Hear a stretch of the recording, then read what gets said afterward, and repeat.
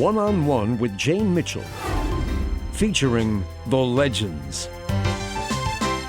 Baseball is full of characters who become part of the game's lore, and in the case of Rollie Fingers, become legends.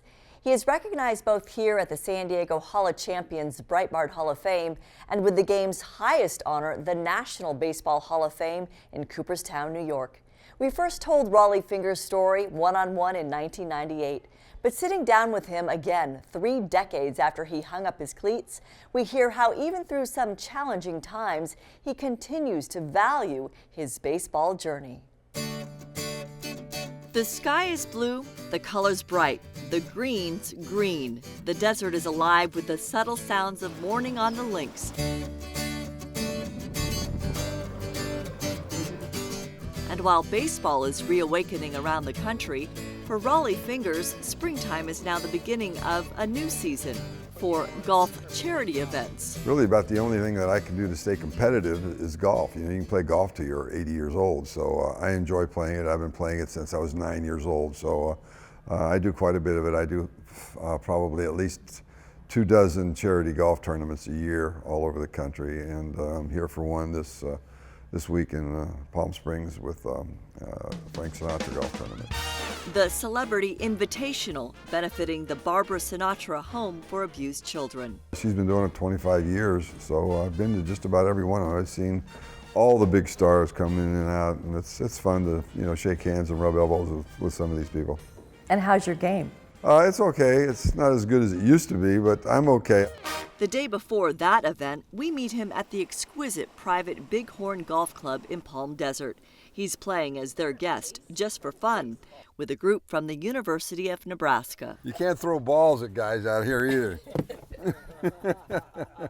I never did that. Not on purpose, right? We've seen Rollie Fingers over the years in Cooperstown for other Padre inductees and at San Diego golf charity events. But before delving more into his life and perspective these days, we reopen the archives and our interview from 1998. There is no mistaking his twisted and twirled and finally whirled trademark. I have people come up to me and say, "Hey, you got a mustache just like Rollie Fingers." I said, "Yeah, really?" I tell him I'm better looking than he is, though. His handlebar mustache is distinctive, his career distinguished. The baseball archives hold his stunning numbers, garnered in a career that spanned 3 decades, 3 teams, the Oakland A's, San Diego Padres, and Milwaukee Brewers. His resume includes pitching in 16 World Series games, holding the World Series record for saves, and in 1981, he became the first relief pitcher to win the prestigious Cy Young and be named the American League Most Valuable Player in the same year. Some awards are displayed at his home. All are close to his heart. You win these over the course of maybe one season. Being a ball player and getting into the Hall of Fame is something that basically took me 22 years. Rollie Fingers. And it doesn't get any better than that. You walk through the hall, you see all the plaques, and you're saying, golly, man, I'm going to be a member of the Hall of Fame with all of these guys. You know, I'm looking up at Mickey Mantle and Sandy Koufax and all the guys that I idolized when I was a kid growing up, and all of a sudden I'm part of that team. And it was very exciting, and I think that's when it really hit me.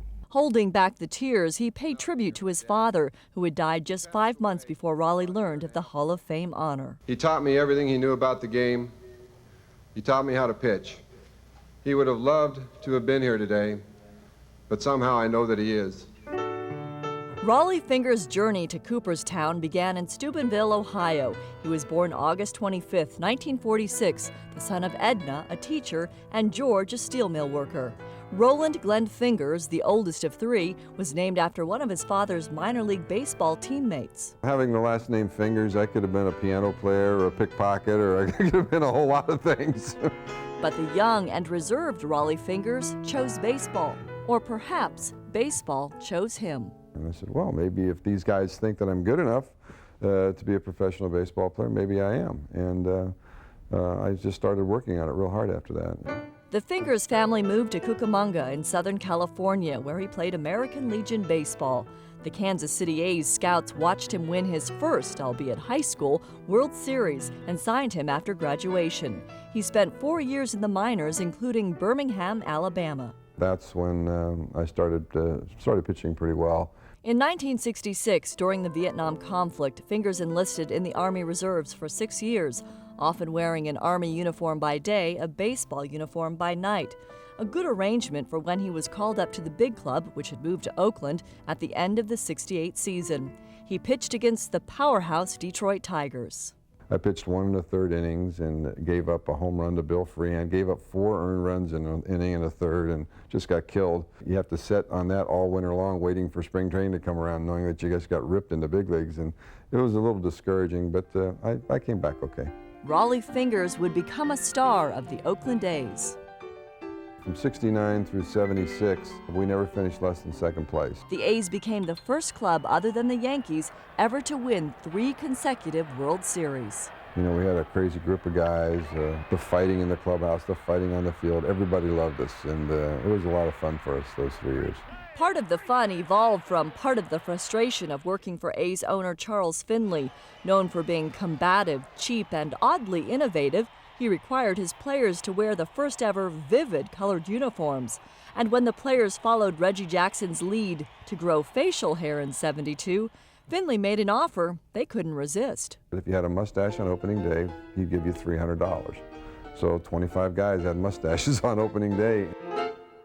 And then we started growing the long hair, and we kept winning, and you know, that year we won the World Series. So after 3 straight World Series championships, it was kind of tough to shave the mustaches off, and that's how we became the Mustache Gang. They call us the Mustache Gang, so I've kept it ever since. Thoughts of shaving it off? Frank Robinson hit a home run off me, and Brooks Robinson hit a home run off me the next game, and I had the razor right there, and I said, nah, better not. Appearance is one thing, but performance is what counted. He's in the Hall of Fame as a closer, but Fingers actually made it to the majors as a starting pitcher. It was tougher for me being a starter. I worried too much about pitching one day and then setting for 4 days and then pitching again. I hated it. He evolved into a relief pitcher after manager Dick Williams had no one else to go to hold the lead against the Yankees in '71. I finished the game, got the save, pitched 2 innings. Next night came in, got another save, and he called me in the office and said, in game situations, I'm going to go to you as a closer. That was the start of a new role in baseball, the closer, that the game has come to know and rely upon today. Struck him out, and that's the ball game. Despite his success with the A's, Fingers has some bad memories of the relationship between the players and the tight-fisted A's owner Charles Finley. In the wake of free agency, Fingers was even traded to the Red Sox for a voided 3-day deal. And Charlie Finley was trying to unload all of the ball players that hadn't signed. The A's championship club began to fall apart, and in 1977, Fingers signed with the fledgling San Diego Padres. I had a lot of fun here in San Diego. The fans were great. You couldn't ask for a better place to live. I just wish we had a better ball club. But we had some great players. We had Ozzie Smith and Dave Winfield. Randy Jones was a starting pitcher. We had some guys that made the all-star team. We had some power hitters.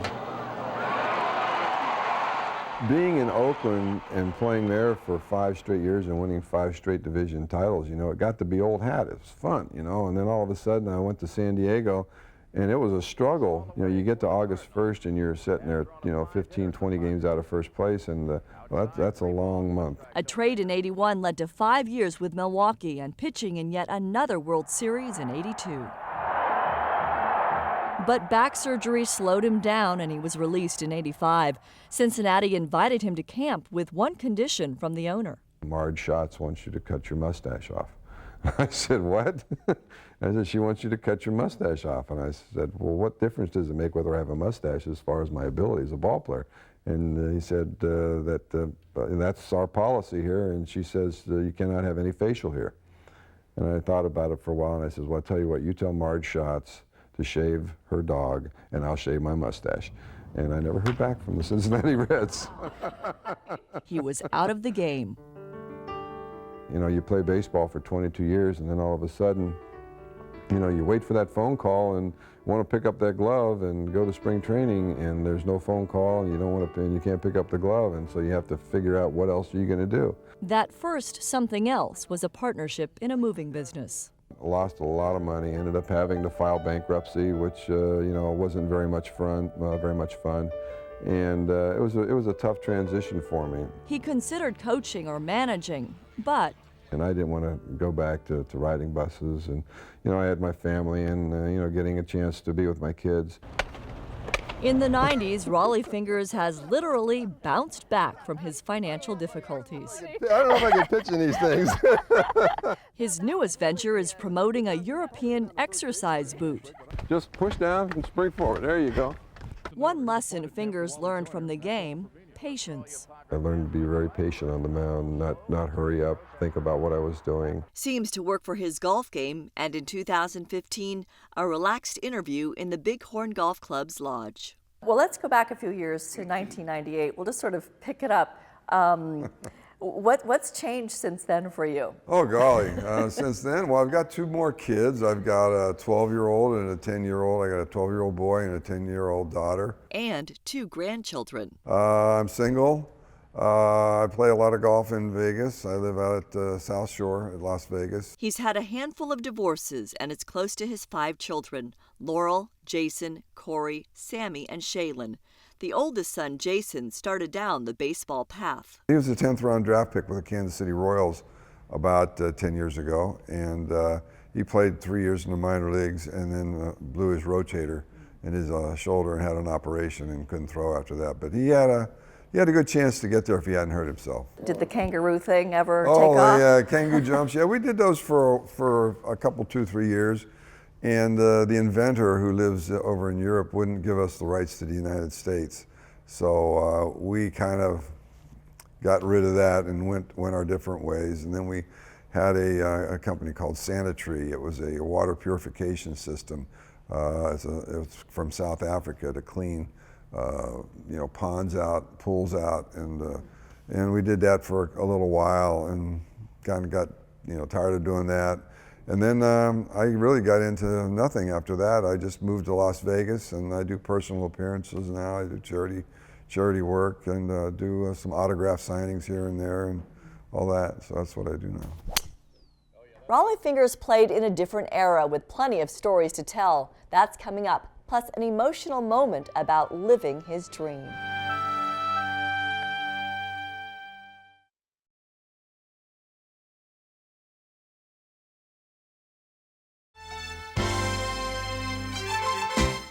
Mr. Commissioner, Hall of Famers, invited guests, baseball fans. If it seems I'm a little nervous right now, I am. It's simply because I'm not used to starting things, if you know what I mean. Baseball Hall of Fame video archives preserve the past and Rollie Fingers' timeless thanks, including to one of his 15 managers. And he put me in the bullpen. And when he did that, he changed my whole career around because I was almost on my way out of baseball.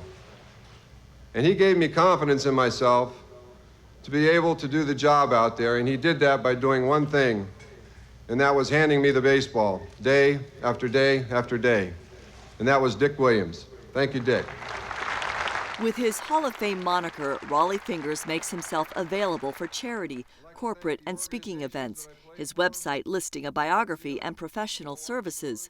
He has to make a living, especially because, unlike many players of the 90s and beyond, he didn't earn or bank millions from his playing years. In '72, I was making $29,000 winning the World Series, and we had a parade the next day in Oakland, ticker tape parade, and I went right straight from there over to Sears and Roebuck's, and I was stocking shelves in Sears and Roebuck's for the winter. That was my wintertime job. You had to have something coming in. If I'm making $6, $7 an hour back then doing that, but it was a paycheck. Right. And then you just wait till spring training and do it all over again. His last year in Oakland. I had to play for a 20% cut my last year with Charlie Finley in Oakland, so I was making like $64,000.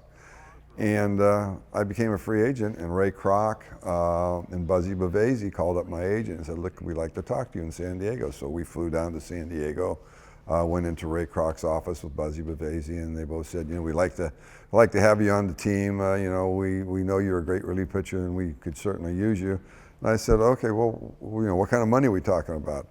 And Buzzy looked over at me and he says, well, we'll give you a 5-year contract for $250,000 a year and a $500,000 signing bonus. I said, just give me the pen.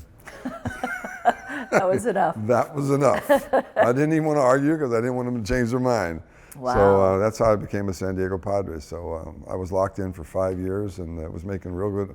I mean, I was making five times the money I was. That's what free agency did to the game of baseball. And now it's ballooned up to the way it is now. Guys are making $10 million a year. I mean, these guys don't know what it was like back then. But it was his numbers and performance on the field that became his priceless reward, immortalized in the Hall of Fame as a first ballot inductee and the first relief pitcher, a specialty role. Johnny Murphy, Jim Constanti, Joe Black, Elroy Face, Dick Raditz, Lindy McDaniel, Ron Peronowski, Hoyt Wilhelm, and who could ever forget what Larry Sherry did in the 1959 World Series when he was the most valuable player. These are the pitchers that opened the door for the relief pitchers of my era. Why is that important to return every year? I like to go back. I think I like to see the new guys who are getting in because they certainly deserve it. You know, and I know how nervous they are because I know I was nervous. And the hardest part of going back there is getting through your speech. Mom, I'd like to thank you for all your support.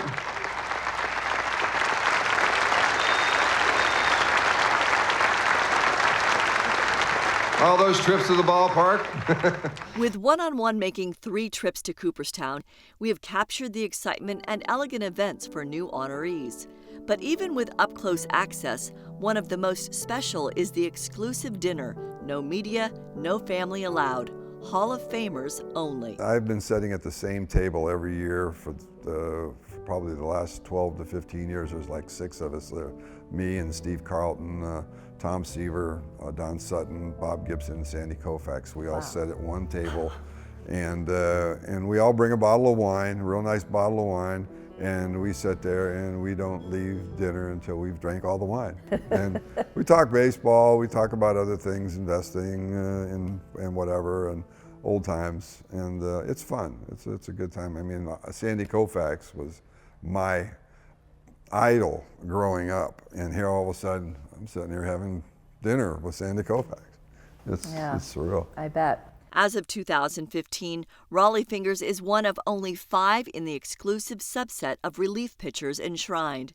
He is hoping that will expand to include former Padre Trevor Hoffman, who retired with a remarkable 601 saves. I think he's certainly deserving of a first ballot for the Hall of Fame, just like Mariano Rivera. The Yankee who earned 652 saves. The rarity of the honor and the enormity of what it means for himself and fans, not lost on Rollie Fingers. Well, it's nice to be recognized. You know, it doesn't bother me. You know, if they ask me for autographs, it's great. Back in 1998, this is how fans described him. Memory of Rollie Fingers, handlebar mustache. I mean, I was this high. But I remember him coming in the late innings and saving a lot of games. He was really great here also. I think it's always important that the respect is given to the players before you, regardless if it's 20 years ago or if it was 1 year. And he enjoyed having his own bobblehead dolls. I don't know why they did it, but here I got blue eyes and here I got brown eyes. I don't know what the difference is there. He occasionally visits Milwaukee and Oakland, where with the A's there are reunions, and his likeness is now an in-game highlight with oversized Hall of Famers Fingers, Rickey Henderson, and Dennis Eckersley racing in between innings. And he returns to San Diego for major Padres events, such as Trevor Hoffman's number retirement ceremony in 2011. And the gentleman you've seen and the guy who started it all, Hall of Famer Rollie Fingers. I see your rings there. You wear those all the time? These 2 I do. This is a World Series ring from 1972, and this is the Hall of Fame ring. It is hard-fought, hard-won hardware that few earn every year, or even in a lifetime. Do you think of yourself as a legend? No, I was just a ball player. You know, I never even thought about getting into the Hall of Fame after I retired. You know, there was no relief pitchers in, so I really had no statistics to gear myself to the fact of, well, who am I going to, you know, is my stats good enough to get in the Hall of Fame? And I never even really thought about it. And then about a year and a half before I went into the Hall, sports writers would start, you know, coming up to me. do you think you'll get in? Oh, heck, I don't know. I'm not a sports writer, you know, I've got no clue. And, but when you get in, it's a life changer. It is a life changer. Just, you know, signing your name is one thing, but if you sign your name and then underneath you write HOF 92, that's huge. In closing, I'd like to say to every relief pitcher before me, every guy who ever had to sit in a bullpen, every guy who ever had to sit and wait for a phone call to ring, and every guy who ever had to walk into a pressure situation, you all own a piece of this. You're all winners, and this day confirms it. Thank you.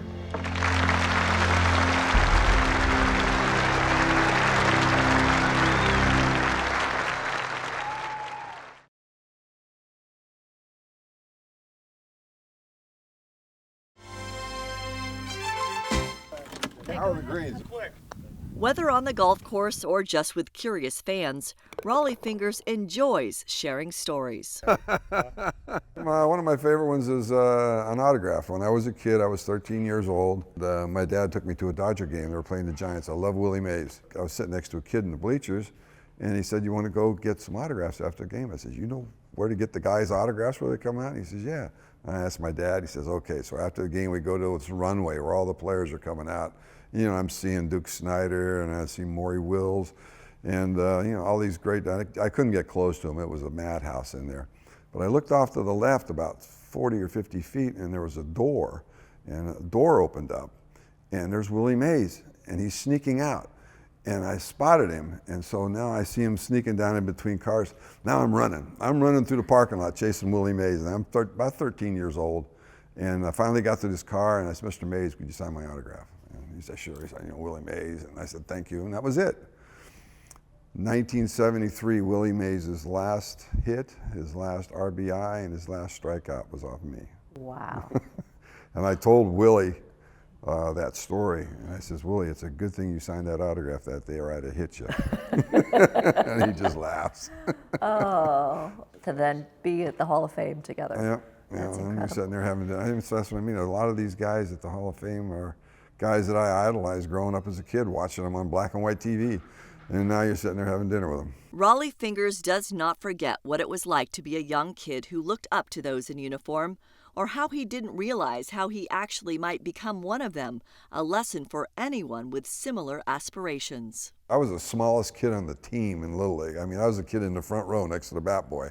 Really short and didn't weigh a whole lot. And then I got into high school, and when I was about a freshman in high school, I started sprouting a little bit. And then I got to be about 6'4" by the time I was a senior, so I was the center on the high school basketball team, and I was a pretty good athlete. I played basketball and baseball. But you know, I didn't know how good I was. You never know how good you are when you're in high school. And I was in a game, I had pitched a shutout in a high school game, and some guy came up to me after the game. I remember his name was Jess Flores, and he was a scout for the Minnesota Twins, and he came up to me after the game and said, "Do you ever think about being a professional ball player?" And I said, "No, not until just now."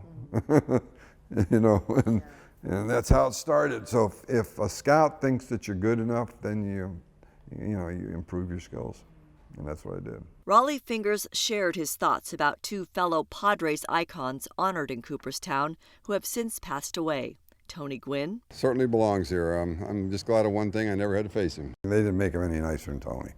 I mean, he was a sweetheart guy. And Jerry Coleman. I don't think I ever heard him rip one guy, but I bet in the 4 years I played in San Diego, I think I heard "Oh Doctor" about 7,000 times. So. Oh, he was a great ambassador to the game. Like those greats and others, Rollie Fingers has used his Major League and Hall of Fame platforms to do good, including for the military, as part of a Fox Sports spring training to the troops trip to Germany, boosting morale and thanking troops and their families. Then there's a nationwide cause he's been with from the beginning, 25 years, Kindervision, inspired by a tragic story of Leticia Hernandez. She was an 8-year-old little girl who was kidnapped and later found murdered, and we started a group called Kindervision, and it's a child educational program to teach children what not to do in certain situations where they might be picked up by a predator. Because when it comes to kids, the greatest save is the one we never have to make. Do you have kind of a philosophy of how you live your life, or How you? I'm pretty easygoing, you know. As long as I wake up in the morning, it's going to be a good day. That's all I care about. And you know, I enjoy being with my kids. I don't do any more games. I do a couple of fantasy camps. I'll go out and maybe throw the ball around and pitch to some fantasy campers, and they, you know, they just want to get a hit off me. You know, I don't throw hard enough to hurt anybody anymore, so I tell them, don't worry about me hitting you. But he instilled plenty of fear in his day, something hitters knew, and in 1998, his young son Corey learned about after watching old clips of his dad. I liked it how he tricked Johnny Bench, one of the World Series games. His catcher went to an intentional walk, and then he pulled back into the plate, and he just threw a fastball right down the plate. And I just can't believe that. He was like that good. He was that good. And of all the highlights of his career, Rollie Fingers treasures this the most. You know, for me, I think growing up as a kid, you wanted to be a big league ball player. And you always think about being on the mound in the seventh game of the World Series, getting the last out. And, you know, and I was there twice. It's something that you dream about as a kid, and then it's there, and then in 5 seconds it's gone. But what a 5 seconds.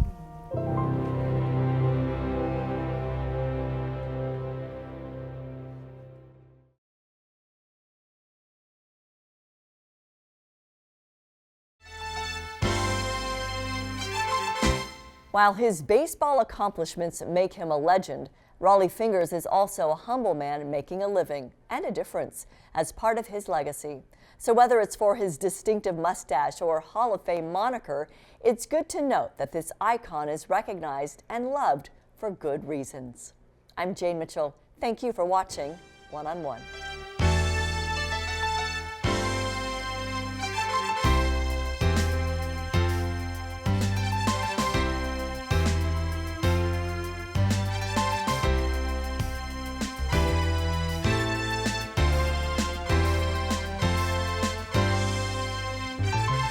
For backstory content, visit 4sd.com.